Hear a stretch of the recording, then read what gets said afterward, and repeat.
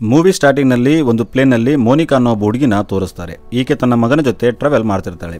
ಆಗ ಅಲ್ಲೇ ಪಕ್ಕದ ಸೀಟಲ್ಲಿ ಅರ್ಜುನ್ ಕೂತಿರ್ತಾನೆ. ಅರ್ಜುನ್ ಮೋನಿಕನ ನೋಡಿ ನಾನು ನಿಮ್ಮನ್ನ ಎಲ್ಲೋ ನೋಡಿದ್ದೀನಿ ಅಂತ ಹೇಳ್ತಾನೆ. ಆದ್ರೆ ಮೋನಿಕಾ ಗೊತ್ತಿಲ್ಲ ಅಂತ ಹೇಳ್ತಾಳೆ. ಆದ್ರೆ ಅರ್ಜುನ್ ಮೋನಿಕನ ಎಲ್ಲೇ ನೋಡಿದೆ ಅಂತ ನೆನಪಾಗುತ್ತೆ. ಆಕ್ಚುಲಿ ಮೋನಿಕಾ ಅಡಲ್ಟ್ ಮೂವಿಗಳಲ್ಲಿ ಆಕ್ಟ್ ಮಾಡಿರ್ತಾಳೆ. ಆಗ ಅರ್ಜುನ್ ಮೋನಿಕಾ ಮಗನ ತನ್ನ ಸೀಟಲ್ಲಿ ಕುಂದಿರಿಸಿ ತಾನು ಮೋನಿಕಾ ಪಕ್ಕದಲ್ಲಿ ಕೂತ್ಕೋತಾನೆ. ಇಲ್ಲಿ ಅರ್ಜುನ್ ನೀನು ನನ್ನ ಜೊತೆ ಇಂಟಿಮೇಟ್ ಆಗಿಲ್ಲ ಅಂದ್ರೆ ನಿನ್ನ ವಿಡಿಯೋಗಳನ್ನ ನಿನ್ನ ಮಗನಿಗೆ ತೋರಿಸ್ತೀನಿ ಅಂತ ಹೇಳ್ತಾನೆ. ಆಗ ಮೋನಿಕಾ ಅದು ನಾನು ಮೊದಲು ಹಣಕ್ಕಾಗಿ ಮಾಡ್ತಿದ್ದೆ, ಆದ್ರೆ ಅದನ್ನೆಲ್ಲ ಬಿಟ್ಟು ತುಂಬಾ ದಿನಗಳಾಯ್ತು, ಹೀಗೆ ಮಾಡಬೇಡ ಅಂತ ಹೇಳ್ತಾಳೆ. ಆದ್ರೆ ಅರ್ಜುನ್ ಕೇಳದೆ ಆಕೆಯನ್ನ ಫೋರ್ಸ್ ಮಾಡ್ತಿರ್ತಾನೆ. ಆಗ ಅಲ್ಲಿ ಮೂವಿ ಹೀರೋ ಸಿಕಂದರ್ ಎಂಟ್ರಿ ಆಗುತ್ತೆ. ಸಿಕಂದರ್ ಅರ್ಜುನ್ನ ತುಂಬಾ ಹೊಡಿತಾನೆ. ಆಮೇಲೆ ಮೋನಿಕಾಗೆ ಸಾರಿ ಕೇಳುವಂತೆ ಹೇಳ್ತಾನೆ. ಇಲ್ಲಿ ಸಿಕಂದರ್ಗೆ ಅರ್ಜುನ್ ದೊಡ್ಡ ರಾಜಕೀಯ ವ್ಯಕ್ತಿಯ ಮಗ ಅಂತ ಗೊತ್ತಾಗುತ್ತೆ. ಆದ್ರೆ ಅರ್ಜುನ್ ಅದ್ಯಾವುದನ್ನ ಕೇರ್ ಮಾಡದೆ ಮೋನಿಕಾಗೆ ಸಾರಿ ಹೇಳುವಂತೆ ಮಾಡ್ತಾನೆ.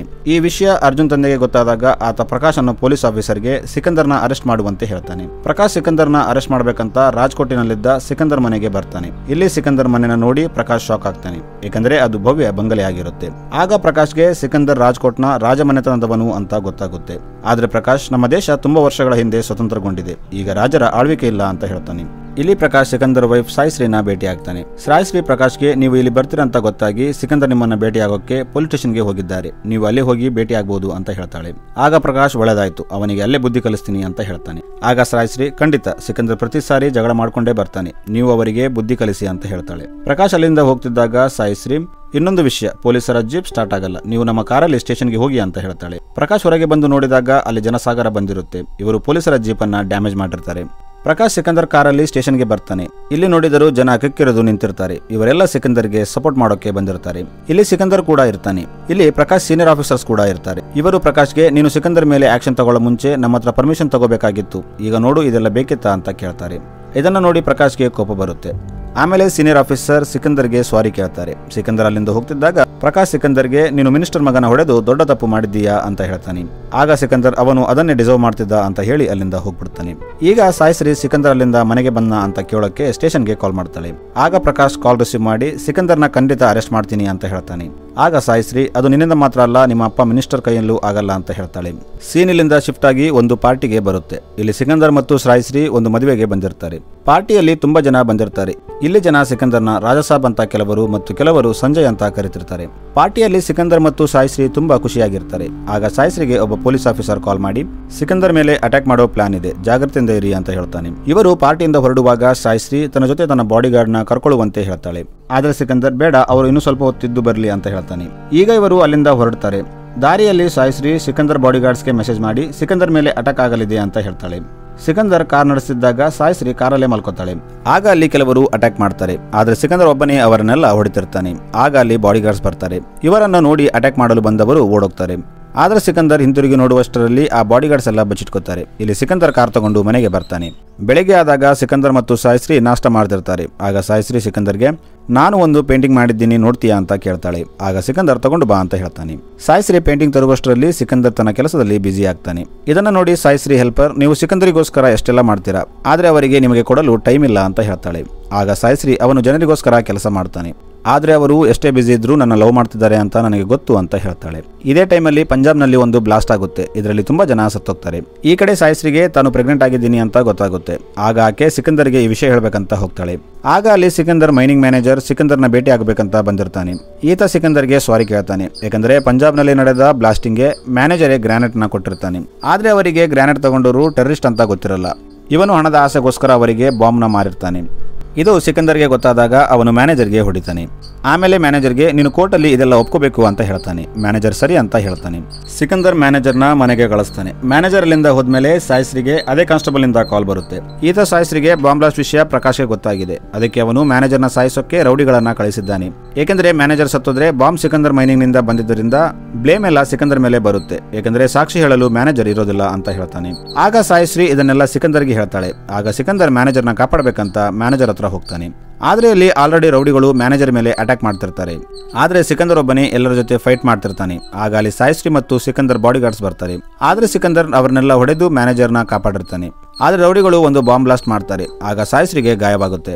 ಇವರು ಸಾಯಿಶ್ರೀನ ಹಾಸ್ಪಿಟಲ್ಗೆ ಕರ್ಕೊಂಡು ಹೋಗ್ತಿದ್ದಾಗ ಸಾಯಿಶ್ರೀ ಸಿಕಂದರ್ಗೆ ನೀನು ಮ್ಯಾನೇಜರ್ನ ಕರ್ಕೊಂಡು ಎಲ್ಲಾದ್ರೂ ಬಚ್ಚಿಡು, ಆಮೇಲೆ ಕೋರ್ಟ್ ಓಪನ್ ಆದಾಗ ಸಾಕ್ಷಿ ಹೇಳೋಕೆ ಬರ್ತಾನೆ ಅಂತ ಹೇಳ್ತಾಳೆ. ಕೋರ್ಟ್ ಓಪನ್ ಆದಾಗ ಸಿಕಂದರ್ ಮ್ಯಾನೇಜರ್ನ ಕೋರ್ಟಲ್ಲಿ ಕರ್ಕೊಂಡು ಹೋಗ್ತಾನೆ. ಇಲ್ಲಿ ಮ್ಯಾನೇಜರ್ ಸಾಕ್ಷಿ ಹೇಳ್ತಾನೆ.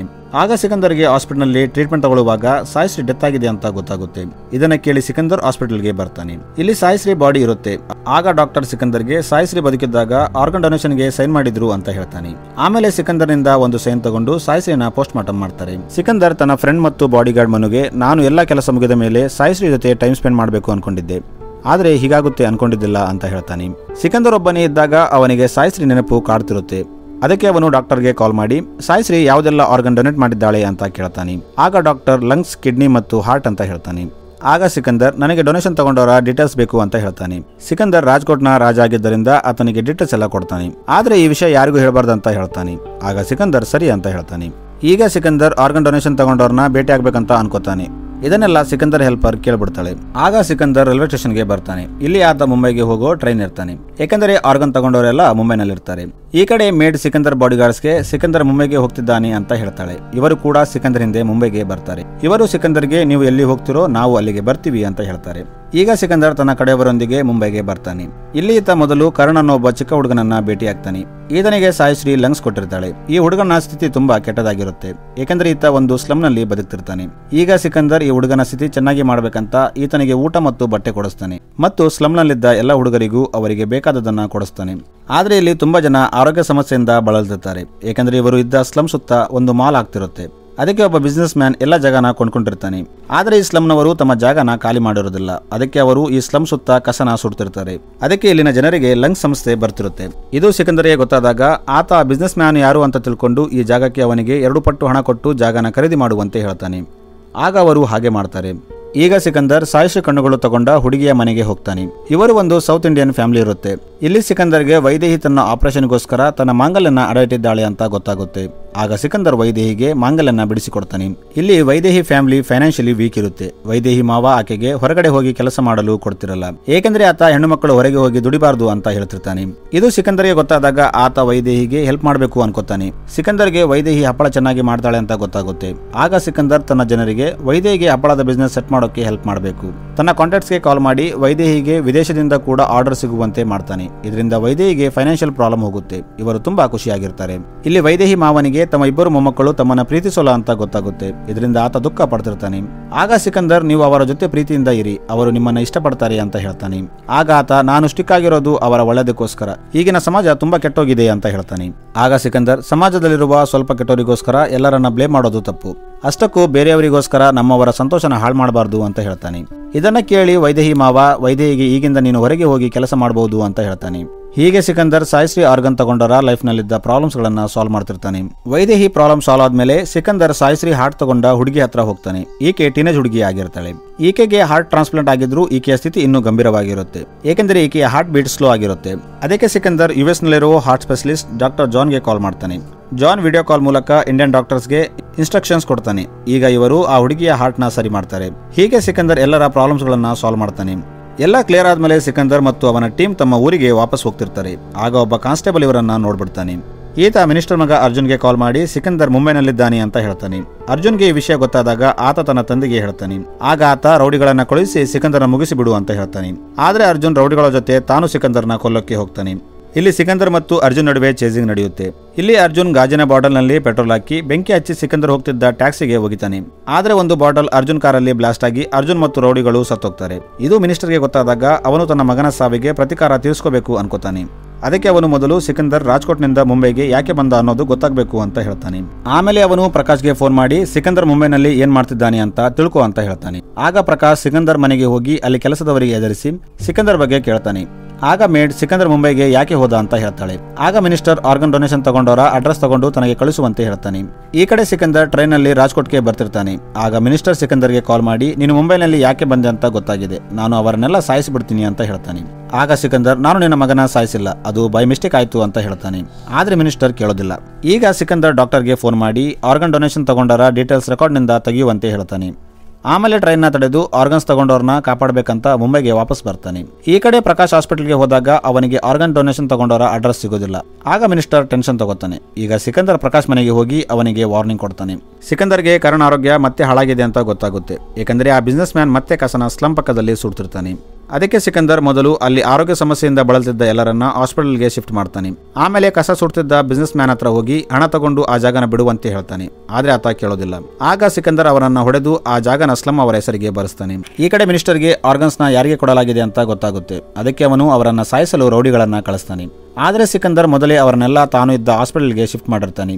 ಹಾಸ್ಪಿಟಲ್ನಲ್ಲಿ ಹಾರ್ಟ್ ತಗೊಂಡ ಹುಡುಗಿಯ ತಂಗಿ ಫೇಸ್ಬುಕ್ ಲೈವ್ ನಲ್ಲಿ ಸಿಕಂದರ್ ತನ್ನ ಹೆಂಡತಿಗಾಗಿ ಮಾಡ್ತಿದ್ದ ಕೆಲಸವನ್ನ ಹೇಳ್ತಿರ್ತಾಳೆ. ಇದರಿಂದ ಮಿನಿಸ್ಟರ್ಗೆ ಸಿಕಂದರ್ ಎಲ್ಲಿದ್ದಾನೆ ಅಂತ ಗೊತ್ತಾಗುತ್ತೆ. ಆಗ ಅವನು ತನ್ನ ರೌಡಿಗಳನ್ನ ಸಿಕಂದರ್ನ ಮುಗಿಸಲು ಕಳಿಸ್ತಾನೆ. ಇಲ್ಲಿ ಸಿಕಂದರ್ ಮತ್ತು ಅವನ ಟೀಮ್ ಎಲ್ಲ ರೌಡಿಗಳನ್ನ ಹೊಡಿತಾರೆ. ಈಗ ಕರಣ್ ಆರೋಗ್ಯ ಹಾಳಾಗ್ತಿರುತ್ತೆ. ಅದಕ್ಕೆ ಸಿಕಂದರ್ US ನಿಂದ ಡಾಕ್ಟರ್ ಜಾನ್ ನ ಕರೀತಾನೆ. ಆದ್ರೆ ಡಾಕ್ಟರ್ ಜಾನ್ ಏರ್ಪೋರ್ಟ್ಗೆ ಬಂದಾಗ ಮಿನಿಸ್ಟರ್ ಅವನನ್ನ ಇಮಿಗ್ರೇಷನ್ ನಲ್ಲಿ ಸಿಕ್ಕಿ ಬಿಡಿಸ್ತಾನೆ. ಇದು ಸಿಕಂದರ್ಗೆ ಗೊತ್ತಾದಾಗ ಅವನು ಮಿನಿಸ್ಟರ್ ಮನೆಗೆ ಬರ್ತಾನೆ. ಇಲ್ಲಿ ಅವರು ಒಂದು ಬಾಂಬ್ ಬ್ಲಾಸ್ಟ್ ಮಾಡಿ ಒಳಗೆ ಹೋಗ್ತಾರೆ. ಇಲ್ಲಿ ಸಿಕಂದರ್ ಮಿನಿಸ್ಟರ್ಗೆ ನಿನ್ನ ಮಗನ ಸಾವಿಗೆ ನಾನು ಕಾರಣ ಅಲ್ಲ ಅಂತ ಹೇಳ್ತಾನೆ. ಆಮೇಲೆ ಅವನಿಗೆ ವಾರ್ನಿಂಗ್ ಕೊಡ್ತಾನೆ. ಈಗ ಮಿನಿಸ್ಟರ್ ಸುಮ್ಮನಾಗ್ತಾನೆ. ಸಿಕಂದರ್ ದೆಹಲಿಯಲ್ಲಿ ಮಿನಿಸ್ಟರ್ ಜೊತೆ ಮಾತಾಡಿ ಡಾಕ್ಟರ್ನ ಇಮಿಗ್ರೇಷನ್ ಇಂದ ಬಿಡಿಸ್ತಾನೆ. ಈಗ ಕರಣ್ಗೆ ಟ್ರೀಟ್ಮೆಂಟ್ ಕೊಡ್ತಾರೆ. ಕರಣ್ ಆರೋಗ್ಯ ಸರಿ ಆಗುತ್ತೆ. ಈಗ ಇಲ್ಲಿ ಪ್ರಕಾಶ್ ಬರ್ತಾನೆ. ಪ್ರಕಾಶ್ ಸಿಕಂದರ್ಗೆ ಮಿನಿಸ್ಟರ್ ಮನೆಯಲ್ಲಿ ಬ್ಲಾಸ್ಟ್ ಮಾಡಿದ್ದಕ್ಕೆ ಅರೆಸ್ಟ್ ಮಾಡೋಕೆ ಬಂದಿರ್ತಾನೆ. ಸಿಕಂದರ್ನ ಅರೆಸ್ಟ್ ಮಾಡಿ ಹೊರಗೆ ಬರ್ತಿದ್ದಾಗ ಪ್ರಕಾಶ್ ಸೀನಿಯರ್ ಆಫೀಸರ್ ಸಿಕಂದರ್ ಅರೆಸ್ಟ್ಗೆ ಕೋರ್ಟ್ನಿಂದ ಸ್ಟೇ ಬಂದಿದೆ, ಅವನನ್ನ ಬಿಟ್ಟು ಬಿಡು ಅಂತ ಹೇಳ್ತಾನೆ. ಇಲ್ಲಿ ತುಂಬಾ ಜನ ಸಿಕಂದರ್ನ ನೋಡಲು ಬಂದಿರ್ತಾರೆ. ಸೊ ಮೂವಿ ಇಲ್ಲಿಗೆ ಎಂಡ್ ಆಗುತ್ತೆ.